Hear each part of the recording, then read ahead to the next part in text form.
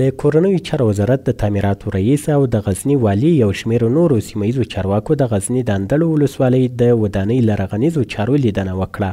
د دغه ولسوالۍ د جوړېدو کارونه عملاً روان دي.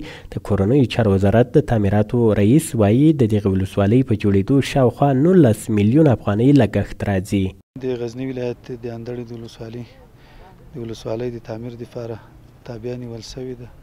لګښت ټول تقریبا 19 میلیونه افغانۍ شاوخوا راځي چې پرداخت به د کورنیو چارو وزارت تعمیراتو لوی ریاست لخوا نه کیږي او تعمیر تقریبا په 3 منزله کې د 10 اداري اتاقونه لري. اداري واحدونه د مطلب د ځای د نشتون له امله ډېرو ستونزو سره مخامخ دي.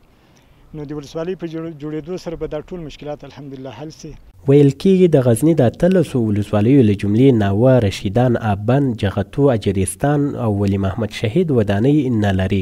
خو د غزنی والي وایي په نږدې وخت کې به د ټولو ولسوالیو د ودانیو ستونزه حل کړي. اوس په غزنی ولایت کې د ولسوالۍ کارونه شروع شوي دي او هغه ولسوالۍ چې هغو کې ځینې له مشکلاتو سره مخامخ وي هغه هم تر ډېره حده پورې ترمیماتي کارونه پکې شوي دي. تر ډېره حده پورې الحمدلله د ځینې ولسوالیو مشکلات حل دي. ورته مهال د اندړو ولسوالۍ خلک خوښ دي چې په سیمه کې د آبادۍ پروژې پیل شوې. ډېر خوشحاله یو. تر اوسه اوس بېکاره ولو، اوس په کار ولګېده. انشاءالله خدای ما مهربان د دې بعد باید انشاءالله په کارو باندې لګیا یو. وزار خو انشاءالله خوشحاله یو جنې او کارو کې مصروفه یو او حکومت چې غواړو نور چې کارونه شروع کړي او دا خلک پکې مصروفه شي. باید وایو چې د غزنی د اندړو ولسوالۍ تعمیر د تیر حکومت په مهال ویجاړ شوی و چې اوس یې بیرته په معیاري ډول د رغولو چارې روانې دي.